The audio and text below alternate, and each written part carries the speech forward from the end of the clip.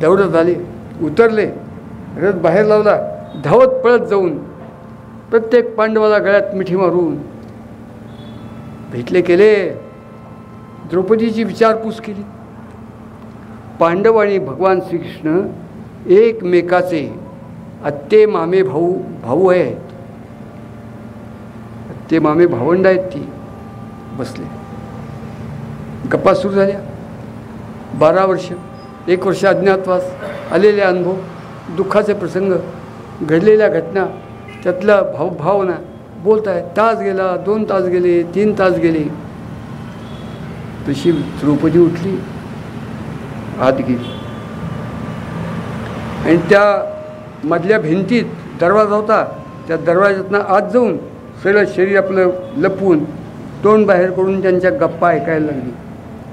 तशी भगवान श्रीकृष्ण म्हणतात, पांचाली का गेलीस? ये. हो, येते येते. 5 मिनटं गेली. भीम, पांचाली ये. आले, गेली. तशीच उभी राहिली. एक 10-15 मिनटं गेल्यानंतर स्वतःहून चिडून संतापून ती बोलली, किती वेळ चालले आहेत गप्पा? प्रसंग अनेक, निष्कर्ष काय? दुःख, दुःख आणि दुःख, अपमान, अपमान आणि अपमान. काय या गप्पांचा उपयोग काय? आणि भगवंताकडे ती तोंड वळून म्हणते, भगवंता, आत्तापर्यंत गेल्या 15-20 दिवसात खूप जण आम्हाला भेटायला आले, विचारपूस केले, आमच्याबद्दलची कळकळ, हळहळ, आपुलकी दाखवली. तसाच तू हवायस का? या गप्पा बंद करा. मूल जो आपल्यावरती अत्याचार झाला आहे, त्याचा सूड घेतला पाहिजे, त्याच्याविषयी काय ते बोला. 5 पांडव भगवान श्रीकृष्ण खालती मान घालून एकमेकाशी बोलणं बंद करून 3-3.5 तास महाभारतात असं वर्णन आहे. खालती बघायला लागले जमिनीकडं. 5-10 मिनटं गेल्यानंतर ती म्हणते, गप्प काय बसलायत? माझ्या प्रश्नाचं उत्तर द्या. गप्प बसले. ती म्हणते, तुम्ही पुरुष आहात. तिने पंचनामा केला सगळ्यांचा. तुम्ही पुरुष आहात, केवळ पांडवांचा नाही. त्याच्यावरती भगवान श्रीकृष्ण म्हणतात, बहुनी मे व्यतीतानी जन्मांतर्चार्जुन तान्यम वेत्थ सर्वाणी नत्वम वेत्थ परंतप. पांचाली, तुला सांगू का? 1 नाही, 2 नाही, 3 नाही, आत्तापर्यंत ज्या ज्या वेळेला अधर्म, अन्याय, असत्य, अनिती थैमान घालते, समाजाचा संसार सगळा उद्ध्वस्त होतो, त्या वेळेला नरहमांचं, नीचांचं निर्दान करण्यासाठी मी अनेक जन्म घेतलेत. यांनी नर म्हणून आणि मी नारायण म्हणून. याची बुद्धी आखूड आहे, त्याला आठवत नाही, पण त्याच्या जन्मातलंही मला आठवते. आत्तासुद्धा माझा जो जन्म आहे तो लक्षात ठेव. तू म्हणतीस सूड घेतला पाहिजे ह्याचा, त्याच्याचसाठी मी. तू बोलताना बोललीस, करील तर काही भीम करेल, बाकी कुणावरती माझा विश्वास नाही. तू माझ्यावरती अविश्वास दाखवलास. पण लक्षात ठेव, हे पांडव माझ्या सहाय्याला येतील नाही येतील, मी तुला सांगतो मी काय करणार आहे ते. नजीकच्या काळात 2-3 वर्षाच्या काळात पांडव तिकडनं आल्यानंतर, वनवासातून आल्यानंतर केवळ 2-2.5 वर्षाच्या आत कुरुक्षेत्रावरचं युद्ध झालं आहे. मी लवकरात लवकर या कुरुक्षेत्रावरती लक्षावधी यांचे पाठीराखे असं भीषण युद्ध होईल. 38-40 दिवस ते युद्ध चालू आहे. कुरुक्षेत्रावरचं युद्ध 1 नाही, 2 नाही, 3 नाही, 38 दिवस चाललं होतं. सूर्य उगवला की युद्ध सुरू, सूर्य मावळला की शस्त्र खालती ठेवायचं. ही पूर्वीची पद्धत होती. चालेल. आणि तुला सांगू, हो, रोदिष्यन्ति श्रेयो एवं येषां क्रुद्धासी भाविनी बिभत्सु सरसंशिन्नान् चोणितो गोपटपटान् निहतार वल्लभान् वीक्ष्य शयनान् वसुधातले यत् समर्थं पाण्डवानां तत्करिष्यामि मा शुचा सत्यन्ते प्रतिजानीहि राज्ञां राज्ञी भविष्यसि भवेद्युक् हिमान् शिरेत् पृथ्वी शकली भवेत् शिष्ये त्वयि निधि कृष्णे न मे मोघं वचो भवेत्. तुला सांगू, एक असं भीषण युद्ध होईल, 38-40 दिवस होईल. आणि त्या युद्धात दर दिवशी लक्षावधी ह्यांच्या बाजूचे मरणोन्मुख पडतील, मुर्दे पडतील, रक्तामासाचा शिखल होईल. भर दिवसात चाललेल्या युद्धात मांस खावं, प्रेत फाडावीत, कावळ्यांचे, घोबडांचे, गिधाडांचे, घारींचे थवेच्या थवे दूर दूर अंतरावरून येतील. त्यांची छाया एवढी पडेल की अरे दिवस मावळला की काय, असं भीषण वातावरण असेल. एक नाही, ह्याच्यातला त्यातला एकही कुणी शिल्लक ठेवणार नाही आहे मी. आणि तुला सांगतो, आपला पती, आपला मुलगा, आपला भाऊ, आपले वडील गेले की काय, त्याचा शोध घेण्यासाठी त्यांच्या बायका, त्यांच्या आया, त्यांचे भाऊ, दीर ऊर बडवत घे, हो हो, हातात पलिता घेऊन एखाद्या भूतासारखं, एखाद्या हडळीसारखं त्या लक्षावधी प्रेतात आपला पती कुठं आहे, आपला भाऊ कुठं आहे, आपला पुत्र कुठं आहे, याचा शोध घेत हिंडत असतील. हे असं भीषण चित्र तुला युद्ध संपेपर्यंत रोज पाहायला मिळेल. आणि त्यात एखादीला जर असं वाटलं की हो हाच आपला पती, तर त्या रक्तामासाच्या सडलेल्या, कुजलेल्या, नाचलेल्या, दुर्गंधी येत असलेल्या त्या रक्तामासाच्या चिखलात बसून त्याच्या छातीवरती हात ठेवून, नाथ नाथ किती वेळ झोपलात, मी तुमची पत्नी तुमच्याजवळ बसले, माझ्याकडे बघा ना. त्या शोकाच्या ह्याच्यात तिला भान राहणार नाही, आपण मुर्द्याला प्रार्थना करतोय, माझ्याकडे बघा. असं अत्यंत केविलवाणी, अत्यंत भेसूर, कल्पना करू शकत नाही असं दृश्य उत्पन्न होईल. आणि ते सगळं झाल्यानंतर तुला सांगू, माझ्या पांचजन्य शंखातून सप्तसिंधू सप्तगंगांचा जल घेऊन हस्तिनापूरच्या सिंहासनावरती तुला सम्राज्ञी म्हणून आणि याला सम्राट म्हणून मी स्थानापन्न करणार आहे. आणि लक्षात ठेव पांचाली, मी हे बोलते ते फाकड बोलत नाही आहे, हे मी करून दाखवणार आहे, हे आश्वासन देत नाही आहे. ते किती टोकाला जाऊन करणार आहे ते तुला सांगतो. त्या श्लोकात सांगितलं आहे त्यांनी, रोदिष्यंती सेवयम विषाम कृदा शिवानी बिभत्सु सरसंशुन्नान शोणतो परिप्लुतान निहतार वल्लभान वृक्ष. ज्यांच्याबद्दल तुझ्या पोटात चीड, राग, संताप, द्वेष आहे, हे ते सगळे मुर्दे होऊन पडलेले असतील. आणि मी कोणत्या टोकाला जाऊन करणार आहे तुला सांगू. धरणीकंप झाला तर पृथ्वीचे तुकडे होत नाही, नुकसान प्रचंड होतं, तुकडे तुकडे होतील की जीवोष्टा शक्य ती होतील. आकाश खालती कोसळेल, कधीच कोसळणार नाही, ते एक वेळ कोसळेल. पिकलेली फळं खालती पडतात तसे आकाशगंगेतल्या चांदण्या, ग्रह, नक्षत्र खालती पडतील. ते शक्य आहे का? नाही. ते घडे हिमालयाला आपल्या उंचीचा गर्व आहे, तो विरघळून सपाट होऊन जाईल. त्या सूर्याचं तेज सहन होऊ शकत नाही, तो शेगडीतला निखाऱ्यातला आपल्या चुलीतला निखारा विजावा तसा काळा कुट्ट होऊन पडेल. या सगळ्या पृथ्वीला वेढून टाकणारा हा समुद्र एखादं डबकं सूर्याच्या उष्णतेने हटावं, कोरडं पडावं तसा पडेल. या सगळ्या घटना अशक्य आहे, त्या एक वेळ घडतील. पण माझं लक्षात ठेव, मी हे जे बोलतोय करणार आहे.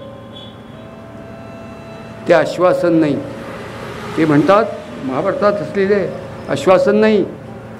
घोडा म्हणजे अश्व, खेचर, गाढव हे चारही प्राणी चार पायावरती स्थिर पूर्ण भार देऊन कधी उभे राहत नाही, बदलतात. मी बोलतोय ते वचन आश्वासन नाही. आणि मग त्यांनी आश्वासन दिलं म्हणजे त्यांनी थाप मारली. आश्वासन नाही, ते शब्द वापरला आहे, हे मी तुला अभिवचन देतो. अभिवचन म्हणजे काय? देवानी भक्ताला दिलेलं वचन. जगात सगळं काही बदलेल, देव आपला शब्द बदलणार नाही. मी तुला अभिवचन देतो. मी काय सांगतोय, ते जे सिंहासन शिवछत्रपतींनी स्थापन केलं, भगवान श्रीकृष्णाने महाभारत काळात केलं. एक नाही, दोन नाही, तीन नाही, 711 मोहम्मद बिन कासिमच्या स्वारीपासून ते शिवछत्रपतींच्या जन्मापर्यंत लक्षावधी गिधाडं, इस्लामी गिधाडं, कोट्यवधी गिधाडं बोलून खैबर खंडीतनं हिंदुस्थानचा नाश करण्यासाठी भारतमातेवरती प्रहार, आघात, घाव घालून तिला रक्तबंबाळ केलं. त्या सगळ्यांचं पारिपत्य करणार असे जे कुणी येतील त्यांच्या गांडीच्या माकडहाराचा कणसुद्धा मी शिल्लक ठेवणार नाही. मी तुला अभिवचन देतो. मातृभूमी की तुझं रक्षण करण्यासाठी सर्वस्वाचं धनपणा लावून रक्षण करणारं हे सिंहासन आहे. ते भगवान श्रीकृष्णाने ते सिंहासन अभिवचन दिलं. तसं अभिवचन शिवाजी महाराजांचा राज्याभिषेक म्हणजे भारतमातेला दिलेलं अभिवचन आहे. ही भारतमाता आजही रक्तंबाळ घायाळ आहे, उद्ध्वस्त आहे. हो, हिंदुस्थानच्या सर्वंकष रक्षणाचं पोषणाचं अभिवचन देणार तर सिंहासन आपण स्थापन करणार आहोत.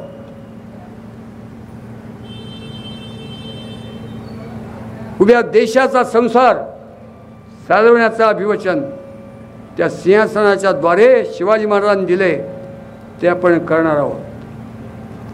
घेतलेली कर्ज फेडून टाकली पाहिजेत.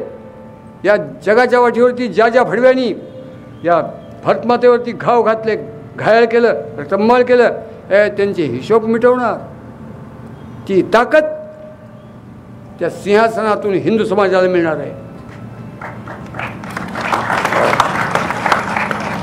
ते काम आपण घेतलं. तुम्ही आम्हाला 4-4 हजार 5-5 हजारच्या तुकड्या द्या. ते काम करायला लागा आणि ते काम मेच्या अखेरीच्या आत करायचं.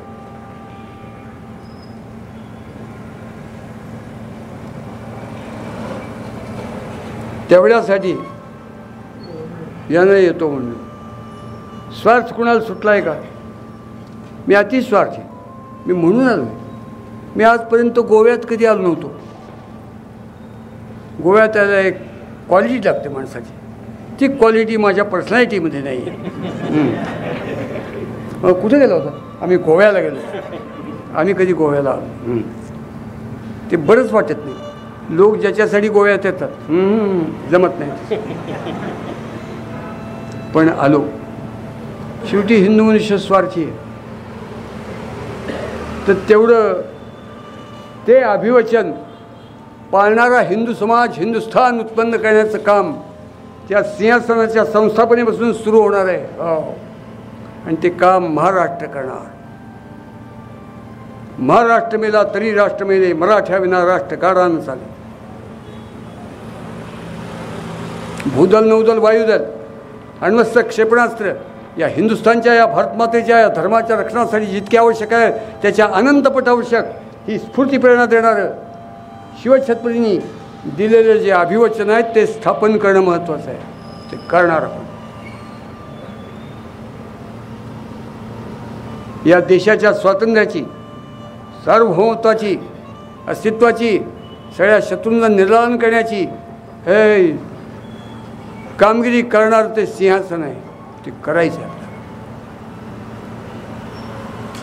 उद्याची नोट शिवाजी महाराज, संभाजी महाराजांचं मुद्रा असली पाहिजे. तुम्ही म्हणाल ही खुळ काय बोलते? हा, मी खुळा नाही आहे.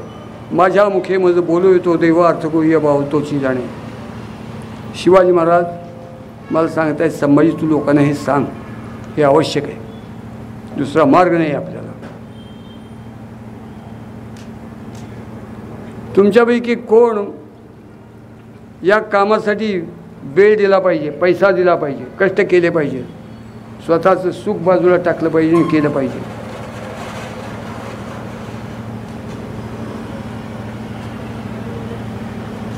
माझं म्हणणं असं व्यवहारिक, कुठल्याही गावात 1050 हा महाराजांचं व्रत घेतो. हिंदू धर्म, हिंदुस्थान, हिंदू समाजाच्या रक्षणासाठी त्या दोन्ही राष्ट्रगुरूंच्या मार्गावरती चालणार. हा संसार, घरदार, मुलंबाळं, संसारी सुख सगळं घेणार, पण त्यांच्यासाठी जगणार अशी शपथ घेणारे या जिथं जिथं सूर्योदय होतोय त्या प्रत्येक गावात लवकरात लवकर पहिलं पाऊल आपण असं उठतोय. मग मोठं गाव असो, लहान गाव असो, 1050 ह्या भावानी माणसं तयार करण्याचा प्रयत्न करूया. एखाद्या गावात 3 लाख आहे, ठीक आहे, एकदम होणार नाही, पण प्रत्येक गावात किमान एक 50 तरी ही शपथ घेणार, महाराजांची शपथ घेणार आणि भारतमातेला अभिवचन दिले ते वचन पाळणारा म्हणून जगणार. एवढं करू का? मोठं गाव आहे डिचोली, कितीचं? 50,000 आहे का? मग मोठं गाव कोणचं गोव्यातलं?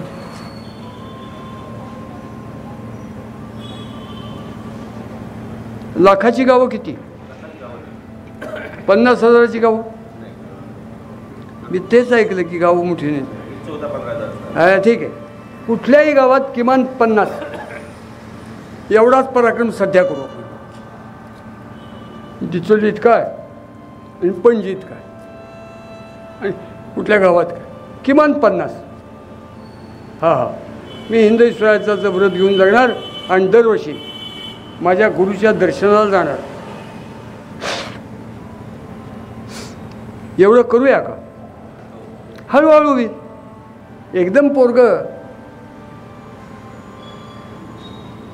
त्याला काय म्हणतात, मॅरेथॉन शर्यतीत भाग घेत नाही, जन्मलेलं पोर आहे. सध्या 50. मग अगदी 1000चं गाव आहे, 500चं आहे, 50, 5-25 आहेत. एवढं करता का? म्हणजे स्टुलावर स्टूल, स्टुलावर स्टूल, स्टुलावर स्टूल ठेवणार आणि आकाशातली पुष्प म्हणजे चांदण्याकडून देवाची पूजा करणार. हे बोलणं भंपकसारखं उपयोगाचं नाही. सध्या 5-25 प्रत्येक गावात करूया. हे काम करायला तुम्ही सगळे तालुके बोलवलेत ना? एखाद्या तालुक्यातून 1-2 तरी आलेत का? कारण डिचोलीतले खूप आले असतील नाही का? बाहेरच्या तालुक्यातनं आलेत त्यांनी हात वरती करा बरं.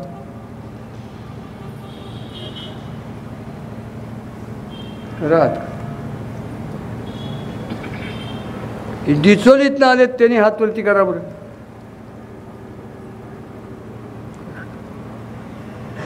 गुरुजी, तुम्ही जे काही बोललात ते मी लक्ष देऊन ऐकले, मनापासून ऐकले. असे कोण कोण हात वरती करा बरं. हात ताट करा, हात खाली करा. मला ते 100% पटते. त्यांनी हात वरती करा. नुसतं पटतंय नाही, मी ह्या कार्यासाठी वेळ देतो, कष्ट करतो. तुम्ही जे म्हणताय प्रत्येक गावात 5-25-50 त्याच्यासाठी मी राबतो. त्यांनी हात वरती करावर. आमच्या तिकडे एक म्हण आहे, जेवायला 60 कामाला 8. हा कामाला वेळ देणार, तरफडणार, पैसा खर्च करणार. एक गाव शिल्लक ठेवत नाही जिथं सूर्योदय होते. त्या प्रत्येक गावात 5-25 असेलच. महाराजांचं व्रत घेतलेले. पुढच्या काळात बघू 1050. त्यासाठी वेळ देतो, कष्ट करतो. म्हणणाऱ्याने हात वरती करावर. हात चांगला वरती करा. आत्ताच नुकत्या आजारातून उठल्यासारखं करू नका. मग त्याची नोंद घ्या आणि कामाला लागा. पुढच्या आता हे दिवस राहिले 18-12 आणि पुढच्या महिन्याचे 30. या 42 दिवसात तुम्ही सगळ्यांनी पदर पसरून मागतो एवढाच धंदा करा की कुठल्याही गावात 5-25-50 जण किमान रक्ताचा ठसा देऊन मी हिंदवी स्वराज्याचा पाईक म्हणून शपथ घेणार आणि महाराजांचं हिंदवी स्वराज्याचं व्रत घेऊन जगणार. हिंदवी स्वराज्य खडा पारा म्हणजे काय? आपण सुवर्ण सिंहासन खडा पारा नाही, सूर्याचं रक्षण करण्यासाठी सैन्य नको आहे. त्या शिवसूर्याचं सिंहासन जपण्यासाठी काही नको आहे. हे हिंदवी स्वराज्य आत्ता आहे हिंदुस्थानमध्ये हिंदूंचंच राज्य आहे. कितीही नालायक असले तरी प्रत्येक राज्यामध्ये हिंदवी स्वराज्य म्हणजे हिंदूंचीच सत्ता आहे. पण ज्या हिंदुत्व आहे, ज्यात हिंदुत्वाचं रक्षण आहे, त्या गोष्टी होत नाही आहे. म्हणजे ती टवळी उघड्यावरती बोलती सध्या बंगालमध्ये, मी दिवसाच्या गाडी 4 वेळा मग गो मांस खातोय. हां,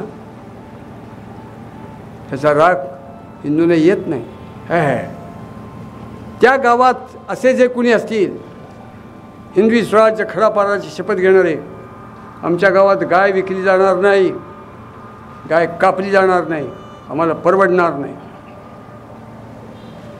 आमच्या गावात कुठल्याही माय बहिणीवरती बलात्कार, त्याचा अर्थ त्याला यमाच्या दरबारात जाण्याची इच्छा झाली, असंच आम्ही मानतो. आमच्या गावात दारू चालणार नाही, आमच्या गावात दारू चालणार नाही. पुढं काय म्हणताय तुम्ही? तू कोण? मी महाराजांचा पाईक, खडा पारा. हिंदू धर्म, हिंदुस्थान, हिंदू समाजाच्या रक्षणासाठी मी आहे. नीतिमत्ता नावाचा जिन्नस राहिला नाही, सगळं बोंबललं. काय पेटवायचं स्वातंत्र्य?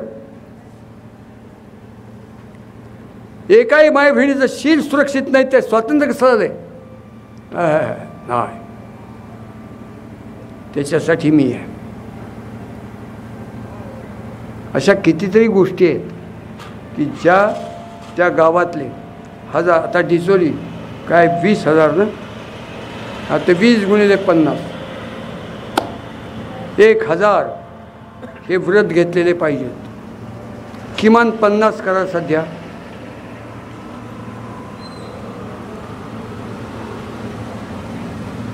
लव जिहाद, त्या उंडगीलाही शिल्लक ठेवत नाही, ह्या फडव्यालाही शिल्लक ठेवत नाही. म्हणण्याची हिंमत असलेला माणूस नाही आहे. आम्हाला करायची इथं काम का? अगं उंडगे, तू तुझ्या भोगासाठी हिंदुस्थानचे वैरी जन्माला घालणार आहेस? चालत नाही मला. तोही नको तूही नकोस. काय शेण खायचं आहे ते तिकडं जन्नतमध्ये जाऊन खा, हिंदुस्थानमध्ये नाही. हे कोण म्हणणार? म्हणणार आणि करणार ती जात त्यांनी उत्पन्न केली त्या काळात. कळे बस कधी, कारण तो जिममध्ये जातो ना. जिममध्ये देश ही बुद्धी नाही आहे.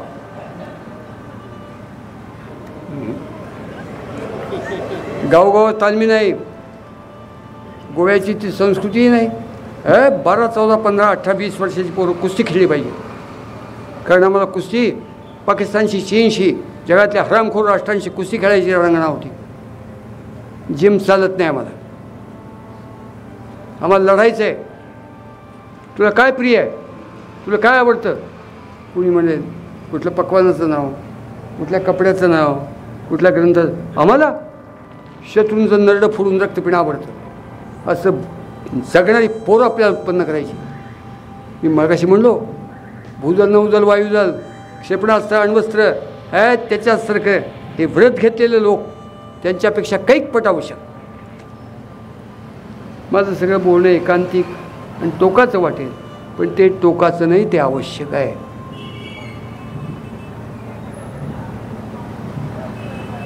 करता हे किमान 50 जण प्रत्येक गावात, जिथं सूर्योदय होतोय 25, 50 करतो. ह्याचं तुम्ही मला आश्वासन देता का अभिवचन देता? जे अभिवचन देतो म्हणतायत त्यांनी हात वरती करा बरं. लागा, कामाला लागावा. आणि हे काम केवळ महाराष्ट्र, गोवा नाही, उभ्या देशात करायचं आहे आपल्याला. उभ्या देशात.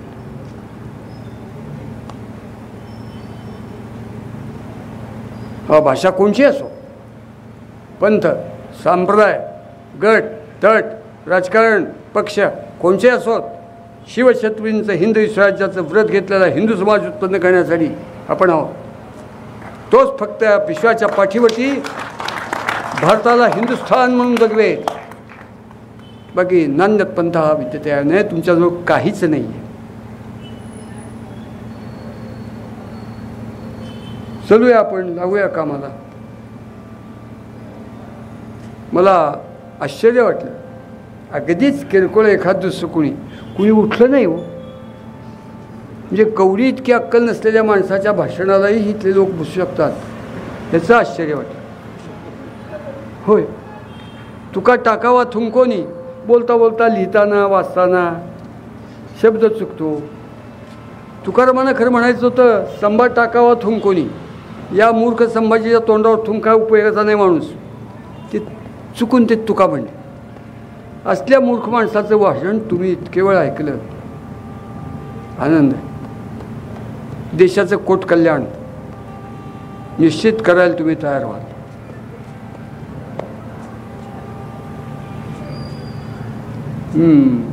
परत काहीतरी बोलू. आता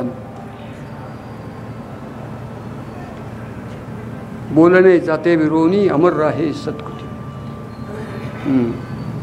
बोलायला नको करू. हे घडलं की लक्षात ठेवा, हिंदुस्थानचं जीवनचक्र बदलणार आहे. हिंदुस्थानचं जीवनचक्र बदलणारं हे काम आहे. एवढंच सांगतो. त्या भगीरथांनी पलीकडनं वाहणारी गंगा 60,000 सगर पुत्रांचा बळी दिला. 36 वर्षात इकडं अंडी आज गंगा आपल्यात वाहताना दिसते, तर त्याचं नाव आहे भगीरथ. आज हिंदुस्थान जगाच्या पाठीवर दिसतोय, त्याचं नाव आहे शिवाजी. श्री शिवप्रधान हिंदुस्थानचं काम तसंच आहे. हे जे करतोय ते काम, त्याचे जनक ते आहेत. आपण करूया, लागूया कामाला. एवढं काम पूर्ण झालं की मुंगीच्या घरात कोण जाय मुळं देखून या गुळ जावं गाडी. तुकाराम महाराज म्हणतात, मुंगीला बोलवावं लागत नाही. ए मुंग्यानो, ए मुंगल्यानो, इथं गुळाच्या ढेपा आहेत, इथं बत्तासे आहेत, इथं खडी साखर आहे, इथं पकवान आहे, तुम्ही या की. न बोलता जात आहेत. मी न बोललो तुमच्याकडे येणार आहे. मला फक्त तेवढा सांगावा धाडा की झाले. प्रत्येक गावात 10 असतील, 15 असतील, 20 असतील, 50 असतील, पण झाले. त्या निरोपाची वाट बघतो. हिंदवी स्वराज्याचा जय हो. हिंदवी स्वराज्याचा जय हो. छत्रपती शिवाजी महाराज की जय. धर्मवीर संभाजी महाराज, धर्मवीर संभाजी महाराज की जय. भिडे गुरुजी आप आगे बढ़ो, हम तुम्हारे साथ हैं. आपण ध्येय मंत्र म्हणून तुमचा पाठ आहे का? नाही आहे. मीच सांगतो. सुरुवातच आहे इथं कामाची. अर्थाकडं, चालीकडं, भावनेकडं, शब्दाकडं अत्यंत एकाग्र चित्ताने त्या पितापुत्रांचं, भारतमातेचं, भगव्या इंडियाचं स्मरण करत एक चित्ताने म्हणा,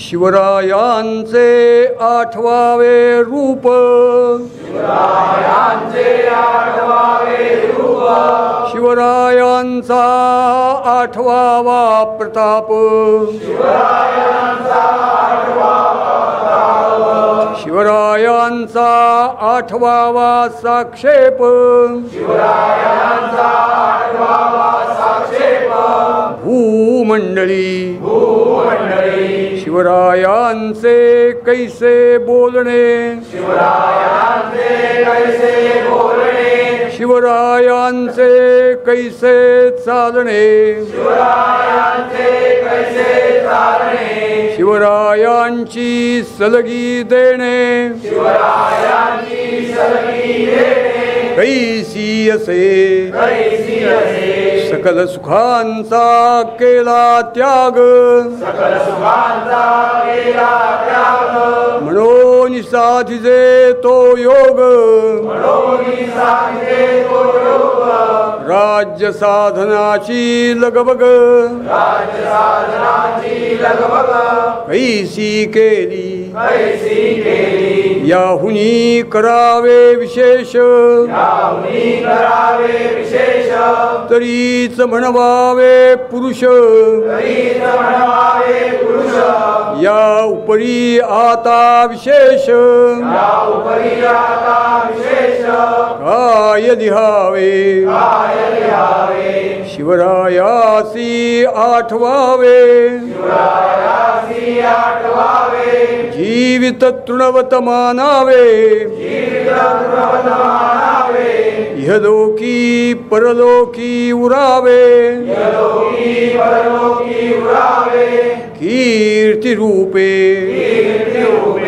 निश्चयाचा महामेरू